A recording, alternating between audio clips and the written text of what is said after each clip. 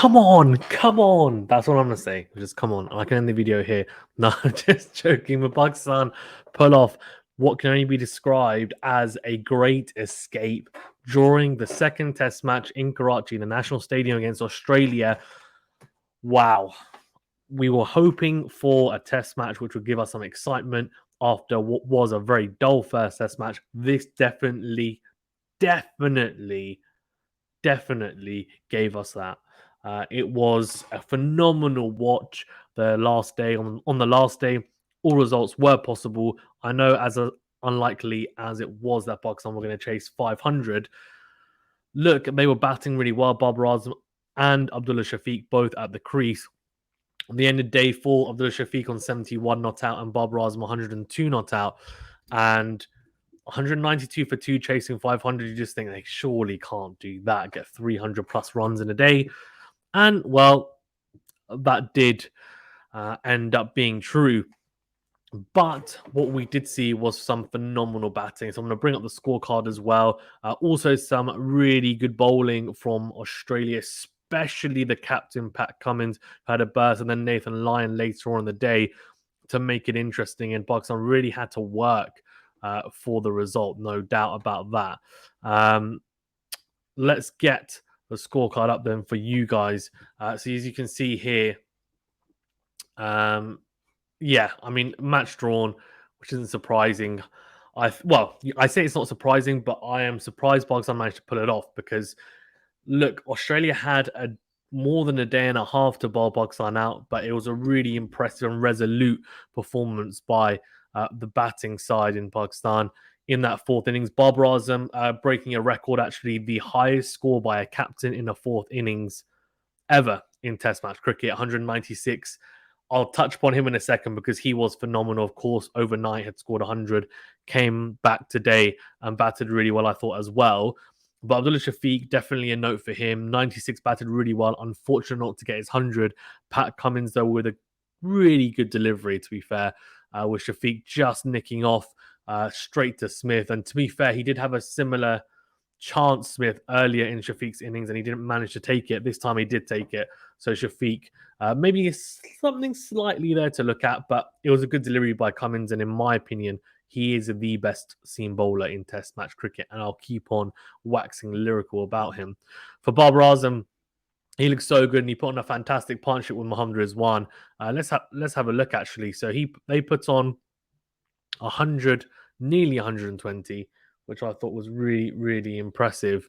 And yeah, that was just something for me that I thought, look, that's a really, really impressive thing. Just those guys, the captain and vice captain, both going at it, both really applying themselves, which I thought was exactly what Pakistan needed in that moment. After Abdul Shafiq left, Rizwan stabilized the batting lineup with Babar Rizwan. Fard Alam got a good delivery, to be fair to him, by Cummins as well. But yeah, something to look at. He will be a bit he'll feel a bit unfortunate in the sense that didn't really get much of a game, and then you got a beauty by Stark in the first innings, and then this innings he got another pretty good delivery. To be fair, didn't really do much in the field, didn't get a bowl. It was a pretty uneventful Test match for someone who has had a very good Test career so far, and he'll be hoping to make that right in the third Test match. But Babar Azam, 196, he was phenomenal. He really was. As I said, yeah, records aside, it was a very controlled innings. He batted superbly against Swepson and Lyon, I thought. Cummins as well. He managed to just nullify him. He didn't take too many risks against Cummins, and I think that's probably the right way to go.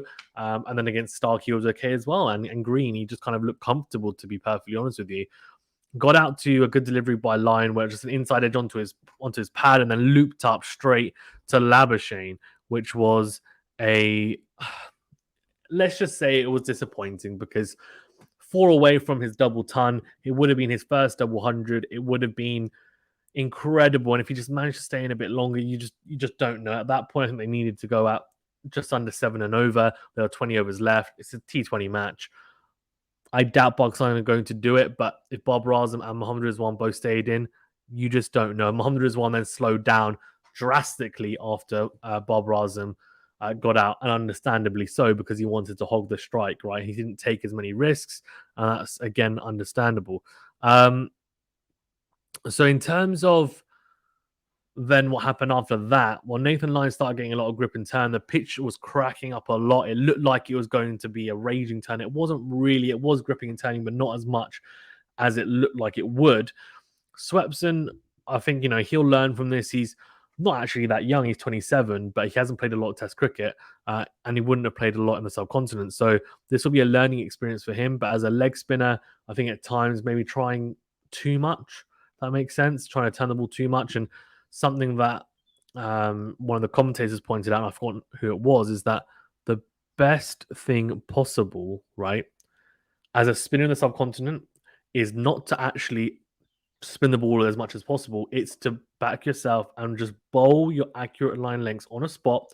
If you bowl accurately, the pitch gives you that natural variation. And I think that's what Nathan Lyon did superbly. He got that extra bit of bounce at times, got a bit of extra turn, got one to slide on a little bit. That natural variation that people, for example, like Ashwin and Akshar Patel, for example, in India, utilize so well. He's able to use as well, Nathan Lyon. He is that kind of caliber, and he showed that today.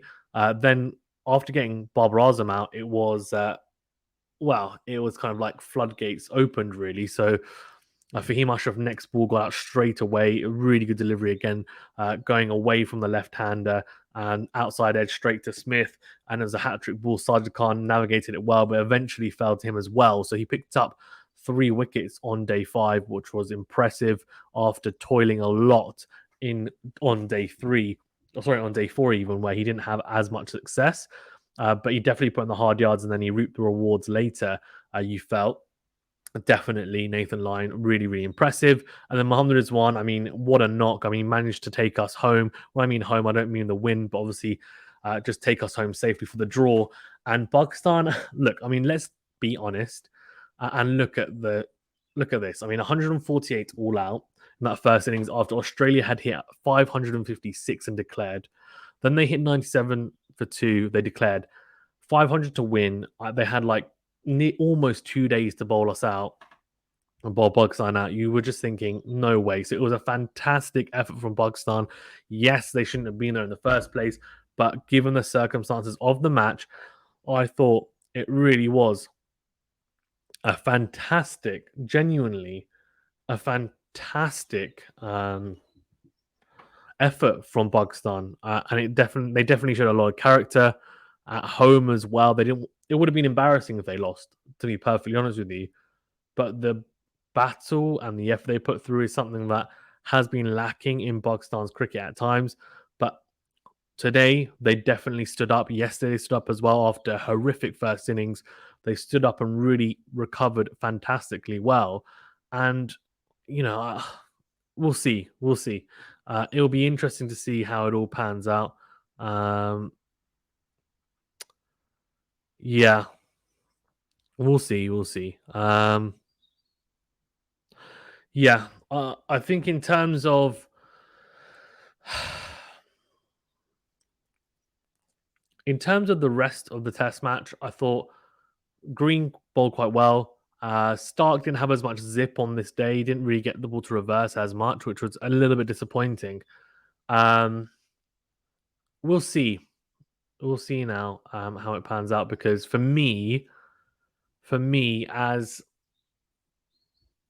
a Pakistani fan, I'm thinking going into that third test match, they will take a lot of momentum, I think, Pakistan going into that third test match. So we'll see how that all pans out.